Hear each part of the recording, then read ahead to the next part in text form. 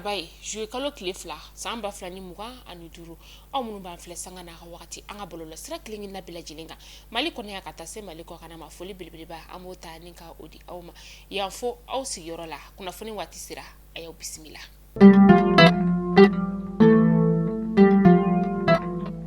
Kunnafoni daminɛ bi an ka fintigilakaw ka état major général des armées k'a b'a da bɛɛ lajɛlen tulo kan ka fɔ kunu sɔgɔmada joona ni o bɛnna juillet kalo tile fɔlɔ ma san 2025 ani duuru karɔgɛlɛn diinɛ tigilama dɔw kɔni ye bingani wale ta ni ka ɲɛsin anw ka fintigilakaw dagayɔrɔ kɔni o ma o yɔrɔ dɔw bɛ tali kɛ fɛn min ye ɲono ye molodo ka taga se sandare ma kayi dipol ɲoro du sahel la ale ni gogi a y'a yira ka fɔ ko ni bingani wale in kɔni tun dabɔlen bɛ fɛn min kama o de ye ka dankari anw ka jamana kɔni ale la nka a ma se ka ɲɛnabɔ u ka ɲɛnabɔcogo kɔni na ka sababuya kɛ an ka fintigilakaw kɔni ye dankari karɔgɛlɛn diinɛ tigilamaw caman kɔni na a ma bɛ t'i jɔ maa 80 bɔɲɔngo la o kɔfɛ u ye tɛgɛ da u ka bolimafɛnw kan ka taa se u ka kɛlɛkɛminɛn jugumanw fɛnɛ kɔni o kan fɛn min ye u ka arajo talikiw ye ka taa se u ka bolimafɛn sen filaw ka taa se bolimafɛn sen naaniw kɔni ma u ye tɛgɛ da nin bɛɛ lajɛlen kan. An bɛ to an ka fintigilakaw ka état major général des armées ka kunnafoniyaw kɔnɔna la halisa a y'a yira k'a fɔ ko kunu juillet kalo tile fɔlɔ san 2025 ani duuru karɔgɛlɛn diinɛ tigilamaw kɔni ye mugujugu jan ni ka o da anw ka fintigilakaw kɔni ye bɛrikaw olu fɛ yen nɔ bɛr ale bɛ Tɔnbukutu mara kɔni o la ala ni an ka fintigilakaw kɔni ka ɲɛmajɔ fɛ u sera ka u ka nin mugujugu in kɔni ni ka a wuli ka bɔ u ɲɛ karɔgɛlɛn diinɛ tigilama caman kɔni bolila ka tila ka taa ka u ka kɛlɛkɛminɛn caman ni ka olu fɛnɛ kɔni to yen nɔ an ka fintigilakaw ka sanfɛ pankurun ka lakɔlɔsili ale sira fɛ u sera ka karɔgɛlɛn diinɛ tigilama caman fɛnɛ kɔni bɔnɛ u ni na ka tila tuguni ka u ka fɛn min ye u ka kɛlɛkɛminɛn minnu bɛ k'u ka bolimafɛn kɔnɔ ni subahana mansinw b'a kɔnɔna la ka olu bɛɛ lajɛlen jeni tɛgɛ dara karɔgɛlɛn diinɛ tigilama 8 fɛnɛ kɔni o kan a kɛra tesalite ale bɛ an ka jamana kɔrɔ yan fan fɛ kɛrɛnkɛrɛnnenya sa Kidala mara la. Alisa an ka fintigilakaw ka état major général des armées ka kɔrɔfɔw don a y'a yira ko kura ka fɔ ko kunu juillet kalo fɔlɔ kelen fɛnɛ na san 2025 ani duuru lac télé ale dugu la lac télé ale bɛ Gundama lamini na Gundam bɛ Tɔnbukutu mara kɔni o la fɛn min ye ala ni u ka sɛgɛsɛgɛliw kɔni senfɛ sa ɲɛfɔliw fɛ u ye ɲininiw ni ka olu kɛ ka taa tɛgɛ da maa 4 kan ni sigana tara ka olu sɛgɛrɛ k'a ye ka fɔ ko u ni karɔgɛlɛn diinɛ tigilamaw bolo kɔni bɛ ɲɔgɔn bolo u ye taliki waliki 2 kɔni ni ka o minɛ ni maa ninnu na ka taa se fɛn min ye bagan 200 kunkan fɛn ka o fɛnɛ minɛ u la bagan minnu n'u y'a suɲɛ dugulamaw kɔni bolo bagan ninnu bɛ an ka fintigilakaw ka lakɔlɔsili ale bolo ma halisa an ka fintigilakaw ka état major général des armées foli kɛ ni ka ɲɛsin an ka fintigilakaw ma baara min n'u y'a kɛ kunu juillet kalo tile fɔlɔ san 2025 ani duuru halisa ɲininiw bɛ sen na ka se ka tɛgɛ da karɔgɛlɛn diinɛ tigilamaw kan u mana kɛ yɔrɔ o yɔrɔ la. Banbagaci wale tigilamaw ye bingani wale ta ka anw ka jamana kɔni sɛgɛrɛ kunu a ma dogo maa si la bingani wale min yɛrɛ kɔni senfɛ état major général des armées bɔra ni ka communiquéw kɔni ka o kɛ o ma bali fɛnɛ fɛn min ye colonel major Sulemana Danbele ni ale ye diripa ye n'o ye an ka fintigilakaw ka kunnafonidiso o ɲɛmaa ye ale fɛnɛ bɔra ni ka kɔrɔfɔ dɔw kɔni fɛnɛ da maliyɛndenw olu kulo kan aw ni an ka jɛ ni ka olu jaw lajɛ ɲɔgɔn fɛ. An balimaw ani ɲanguma bi sɔgɔmada joona in na n'o ye tubabukalo juillet tile fɔlɔ ye san 2025 jatigɛ wale mɔgɔw u wulila ka taama kɛ k'u kun si an ka population ma ana an ka finitigilakaw dagalen bɛ sigiyɔrɔ minnu dɔw la u ye yɔrɔ 7 de attaqué n'o ye ɲono n'o ye molodo ye u ye gɛlɛjugu fili molodo n'o ye sandare ye n'o ye kayi ye n'o ye dibolu ye n'o ye ɲoro du sahel ye ani gogi mais u y'a sɔrɔ an ka finitigilakaw u ka wulikajɔ an'u ka cɛsiri o y'a dankari kɛ jatigɛ wale mɔgɔw ninnu na kosɛbɛ n'u u tun ka taabolo tun ye ka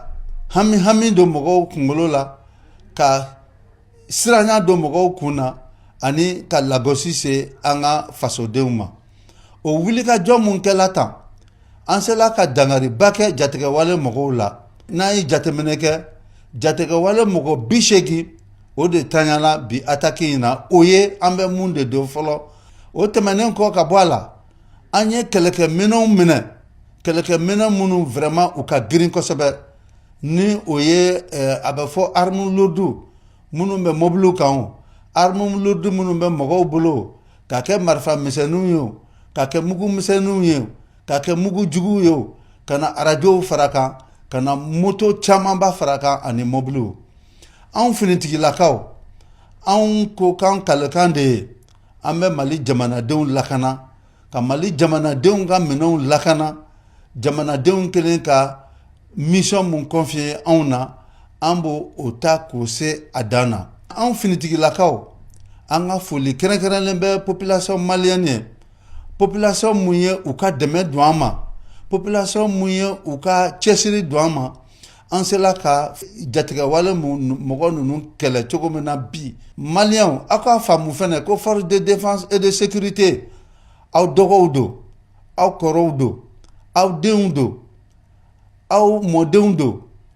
aw cɛw don o hukumu kɔnɔna na u b'aw ɲini aw fɛ a k'u dɛmɛ u bɛ se k'aw ka lakana lasabati cogo min na barisa olu ka baara ye lakanali de ye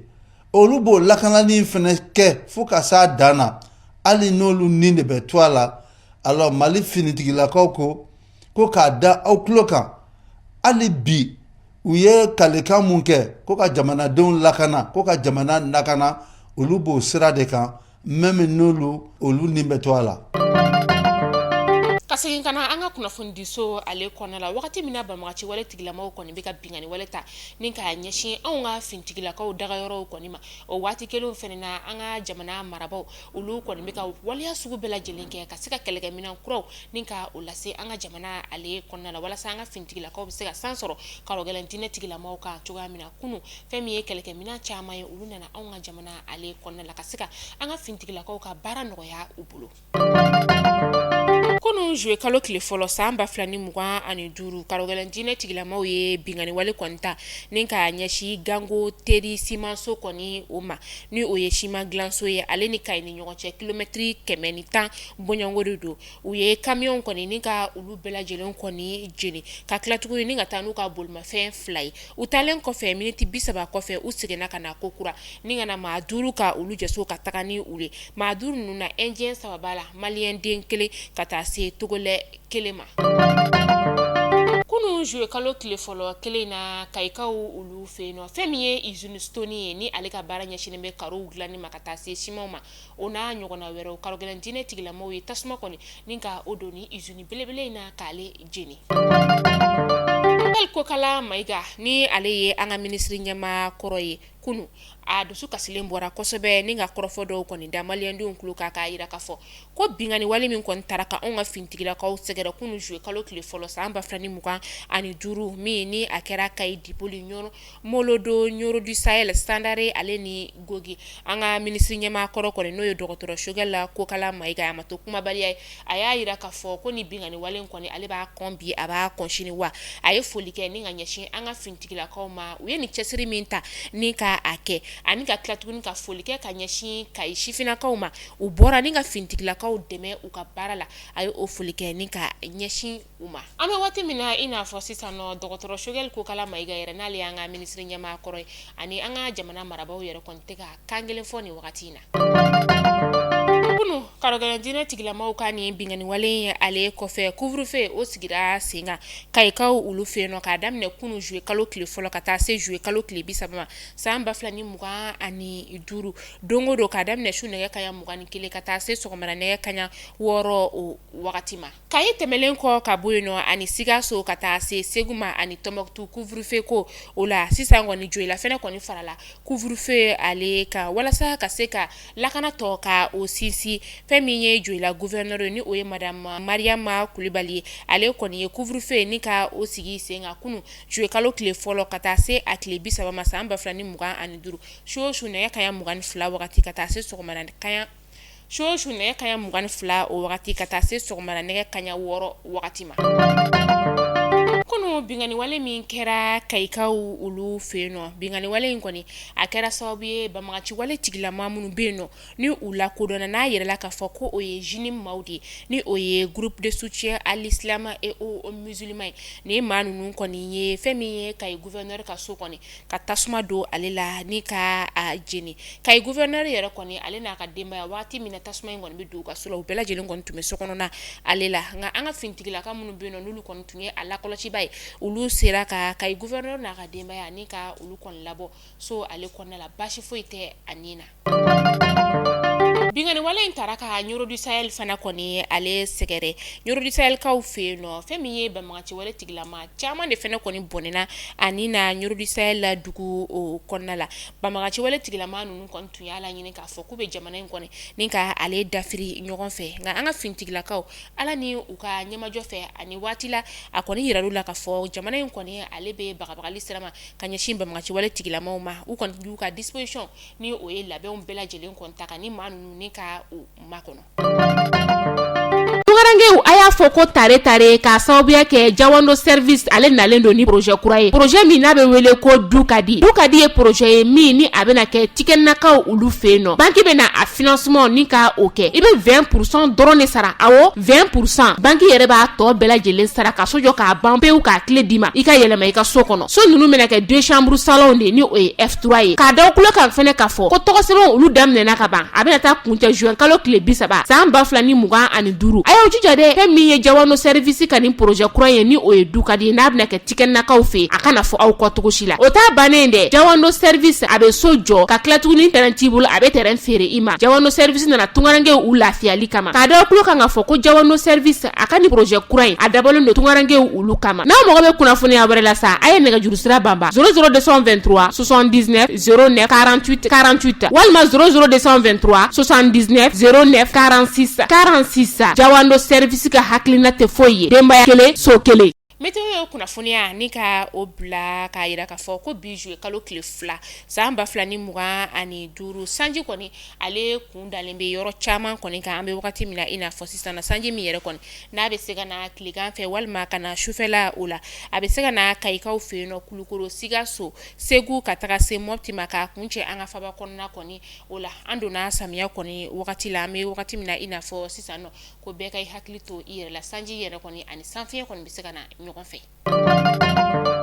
An bɛ taa kɔkan kibaru la yan'an ka kunnafoniya ni ka o datugu an bɛ taa libikaw ka jamana o kɔnɔna la libiyɛnw ka fintigilakaw kɔni ye tɛgɛ da cɛ dɔ kan min ni ale kɔni ye maa ni gɛlɛnba ye n'a kun ɲininen don libi jamana a kɔnɔna la a bɛ waati jan kɔni bɔ nin cɛba in yɛrɛ kɔni kunnafoniyaw y'a yira k'a fɔ ko ale tɔgɔ de ye ko Sayed alias Beji nin cɛba in yɛrɛ kɔni a ka baara kun ɲɛsinnen tɛ fosi ma o de ye ka musow kɔni ni ka olu jɛso ni wagati in na muso 11 minnu ni olu ye jamana wɛrɛ maaw ye olu de kɔni tun minɛlen bɛ a bolo n'a kun bɛ u wajibiya ni ka sungurubaya kɔni ka o kɛ walasa a bɛ se ka nafolo ni ka o sɔrɔ. CEDEAO ale ye kɔrɔfɔw bɔ k'a bin k'a yira k'a fɔ ko nin wagati in na fɛn min ye Togo jamana kɔni kɔnɔna ye ko minnu bɛ ka kɛ yen nɔ u ɲɛ bɛ a kow la min kɔni ni maaw kɔni bɔlen don ka u ka dusumakasa ni ka a yira dusumakasa min yɛrɛ kɔni n'a kɛra sababu ye ka maa dɔw kɔni ni ka olu bɔnɛ u ni na CEDEAO y'a yira k'a fɔ ko nin waleya min kɔni kɛra u b'a waleya kɔni ni ka ale kɔ ko bɛɛ lajɛlen kɔni kana bolodi ɲɔgɔnmaya kɔni ma walasa bɛn ale bɛ se ka sinsin cogoya min na.